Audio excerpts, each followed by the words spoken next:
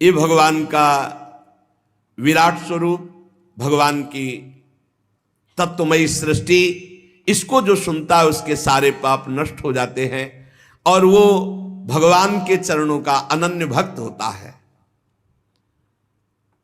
ब्रह्मा जी ने कहा तुम सावधान होकर सुनो। अनंत भगवान ने प्रलय के जल में डूबी हुई पृथ्वी का उद्धार करने के लिए समस्त यज्ञ में वाराह शरीर ग्रहण किया था। जो आदि दैत्य हिरणाक्ष वो जल के अंदर ही लड़ने के लिए भगवान के सामने आ गया और जैसे इंद्र ने अपने वज्र से पर्वतों के पंख काट डाले थे, वैसे ही वाराह भगवान ने अपनी दाढ़ों से हिरणाक्ष के टुकड़े टुकड़े कर दिए। ये भगवान का वाराह अवतार। फिर उन्हीं प्रभु ने रुचि नामक प्रजापति की पत्नी आकुति के गर्भ से सुयज्ञ के रूप में अवतार ग्रहण किया। उस अवतार में उन्होंने दक्षिणा नाम की पत्नी से स्वयं नाम के देवताओं को उत्पन्न किया। तीनों लोकों के बड़े बड़े संकट हर लिए। इसीलिए स्वयंभू मनु ने हरि नाम से भगवान यज्ञ स्वरूप को पुकारा। ये भगवान का यज्ञ अवतार है। नारद जी करदम प्रजापति के घर देवहूति के गर्भ से 9 बहिनों के साथ भगवान ने कपिल भगवान के रूप में अवतार ग्रहण किया। उन्होंने अपनी माता देवहूति को आत्मज्ञान का उपदेश किया, जिससे वे इसी जन्म में अपने हृदय के संपूर्ण मल, तीनों गुणों की आसक्ति का सारा कीचड़ धोकर भगवत प्राप्त हुई। ये भगवान का कपिल अवतार हुआ। महर्षि अत्रि भगवान को पुत्र रूप में प्राप्त करना चाहते थे। उन पर प्रसन्न होकर भगवान ने एक दिन उनसे कहा, मैंने अपने आप को तुम्हें दे दिया। इसी से भगवान ने जो अवतार लिया तो दे दिया दत्र, तो दत्तात्रेय नाम का भगवान का अवतार हुआ। उनके श्री चरण कमलों के पराग से अपने शरीर को पवित्र करके महाराजा यदु, शास्त्रार्जुन आदि ने योग की भोग और मोक्ष इन सिद्धियों को प्राप्त किया। ये भगवान का दत्तात्रेय अवतार। भगवान के जो अवतार हैं उनकी चर्चा देवर्षि नारद जी से ब्रह्मा जी कर रहे हैं। नारद, सृष्टि के प्रारंभ में मैंने विविध लोकों की रचने की इच्छा से तपस्या की। मेरे उस अखंड तप से प्रसन्न होकर के भगवान शन नाम से 4 रूपों में प्रकट हो गए। सन, सनक, सनंदन, सनातन, सनत कुमार। इस अवतार में उन्होंने प्रलय के कारण पहले कल्प के भूले हुए ब्रह्म ज्ञान को पुनः प्रकाशित किया, ब्रह्म ऋषियों को उपदेश किया, जिससे उन लोगों ने तत्काल परम ब्रह्म तत्व को अपने हृदय में साक्षात्कार किया। ये भगवान का सनक, सनंदन, सनातन, सनत कुमार अवतार हुआ। धर्म की पत्नी दक्ष कन्या मूर्ति के गर्भ से भगवान ने नर नारायण अवतार धारण किया। बड़ी भारी तपस्या भगवान नर नारायण ने की।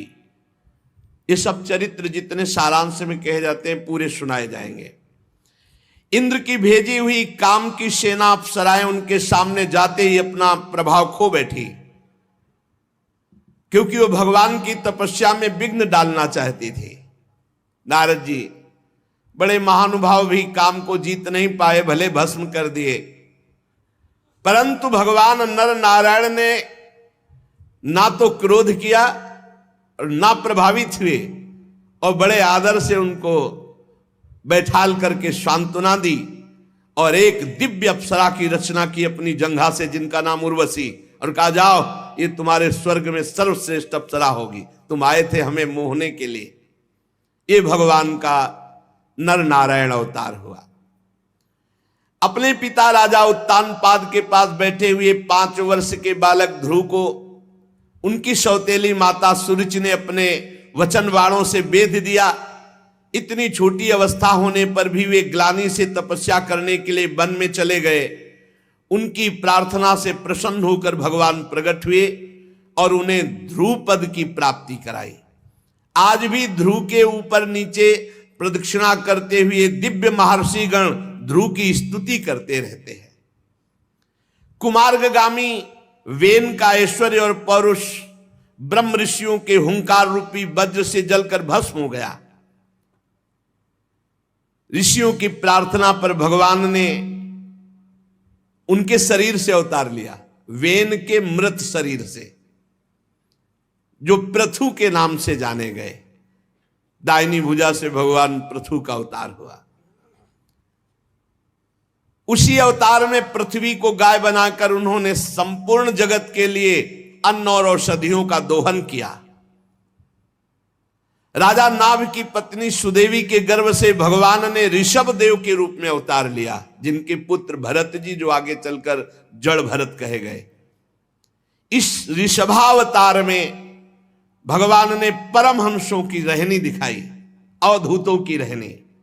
अपनी इंद्रिय मन को अत्यंत शांत एवं स्वरूप में स्थित करके समदर्शी, जड़, योगाचार्य, परमहंस, अवधूतचर्या ये दिखाया भगवान ने।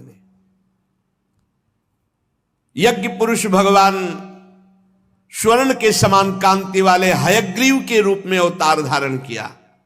वो विग्रह वेदमय, यज्ञमय, सर्वदेवमय, उन्हीं हयग्रीव भगवान की श्वास से वेदों का प्रकट हुआ। जो वेदवाणी वो हयग्रीव भगवान के श्वासों से। ये भगवान का हयग्रीव अवतार। चाक्षुष मनवंतर के अंत में भावी मनु सत्यव्रत ने जब भगवान से प्रार्थना की तो भगवान ने मत्स्यावतार धारण किया उनकी रक्षा के लिए। महाप्रलय के जल में उनको नौका पे बैठाल कर विचरण कराते रहे। प्रलय के उस भयंकर जल में ब्रह्मा जी कह रहे मेरे मुख से गिरे हुए वेदों को लेकर वे उसी में विहार करते रहे। फिर उन्हीं भगवान ने देवता और दानवों को एकत्रित करके समुद्र मंथन कराया अमृत प्राप्ति के लिए। जब देखा मंदराचल धस रहा है तो भगवान ने कच्छपावतार धारण करके अपनी पीठ पर मंदराचल को धारण किया। उस समय भारी पर्वत के घूमने की रगड़ से भगवान की थोड़ी पीठ में जो खुजलाहट जैसी होती थी, बस इतना विशाल कच्छप अवतार। देवताओं का महान भय मिटाने के लिए उन्हीं भगवान ने अमृत कलश मोहिनी अवतार धारण किया और अपने प्राण प्यारे प्रहलाद जी के लिए खंभे से भगवान ने बड़ा भयंकर नरसिंह अवतार धारण किया। फड़कती हुई भौं, तीखी दाढ़ें, विकराल मुख, लंबी जिह्वा, बड़ा भयावना। हिरण्यकश्यप देखते ही हाथ में गदा लेकर टूट पड़ा। भगवान नरसिंह ने उठा के पटक दिया और अपनी जांघों पर डाल करके वो बड़ा विक्रम दिखा रहा था, बल दिखा रहा था, अपने नखों से फाड़ डाला हिरण्यकश्यप भगवान की गोद में। ये भगवान का नरसिंह अवतार।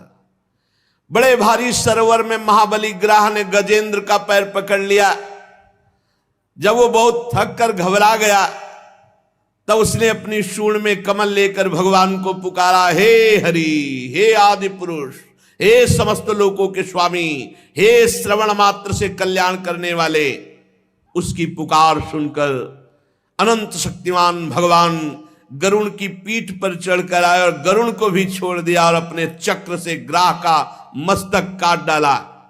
और कृपा परवश भगवान ने शरणागत गजेंद्र की सूंड पकड़ के उसे बाहर किया, विपत्ति से उसका उद्धार किया।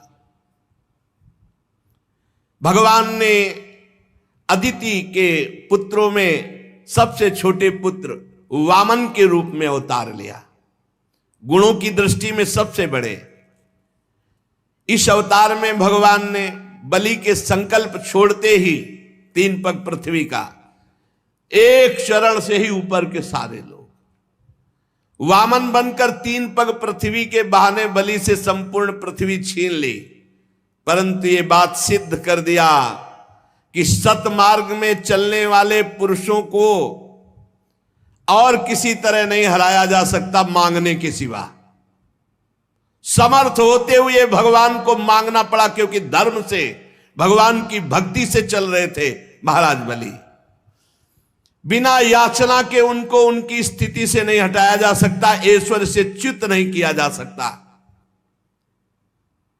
दैत्यराज बलि ने अपने सिर पर स्वयं वामन भगवान का चरणामृत धारण किया। ऐसी स्थिति में देवताओं के राजा इंद्र को जो सुख है उनके सामने क्या है? महाराज बलि को जो सुख मिला, आज भी भगवान द्वारपाल बनने खड़े हैं। पर धन्य है महाराज बलि, उनके गुरु शुक्राचार्य जी ने मना किया पर उन्होंने अपने गुरु की बात नहीं मानी और भगवान को 3 पग पृथ्वी दान किया। भगवान ने तीसरा पग पूरा कराने के लिए जब कहा तो उन्होंने अपने मस्तक पर चरण रखवाए कि रखो महाराज, अभी 2 पग में संपत्ति नापी, तीसरे पग में संपत्तिवान को नापिए और मेरे मस्तक पर चरण पधराइए। अत्यंत प्रेम भाव में युक्त होकर भगवान ने ज्ञान और योग और आत्म तत्व का उपदेश करने के लिए हंसावतार धारण किया। भगवान का एक हंसावतार हुआ, इसी में प्रसंग में आएगा आगे चलकर। वे ही भगवान स्वयंभू आदि मनवंतरों में मनु के रूप में अवतार लेकर मनुवंश की रक्षा करते हैं। 10 दिशाओं में बेरोक टोक सब पर शासन करने वाला निष्कंटक सुदर्शन चक्र भगवान सदैव अपने हाथ में लिए सतर्क सावधान अपने भक्तों की रक्षा के लिए। तीनों लोकों के ऊपर सत्य लोक तक भगवान के चरित्रों की कमनी कीर्ति फैल रही है। स्वदाम धन्य भगवान धनवंतरी के रूप में अवतार लिया। बड़े बड़े रोगियों के रोग को तत्काल नष्ट कर देने की सामर्थ्य धनवंतरी भगवान में। अमृत पिलाकर देवताओं को अमर कर दिया। भगवान संसार में आयुर्वेद का प्रवर्तन किया धन्वंतरी रूप में। संसार में ब्रह्म ऋषि द्रोही आर्य मर्यादा का उल्लंघन करने वाले नारकीय जब राक्षस स्वभाव वाले राजा हुए, उनके नाश के लिए भगवान ने परशुराम रूप धारण किया और 21 बार ऐसे राजाओं को घूम घूम कर 21 बार पूरी पृथ्वी में इनको मारा, उद्धार किया। भगवान चराचर जगत के अनुग्रह के लिए अपनी कलाओं के साथ चक्रवर्ती सम्राट महाराज दशरथ जी के यहां प्रकट हुए। श्री राम, श्री भरत, श्री शत्रुघ्न, श्री लक्ष्मण जी के रूप में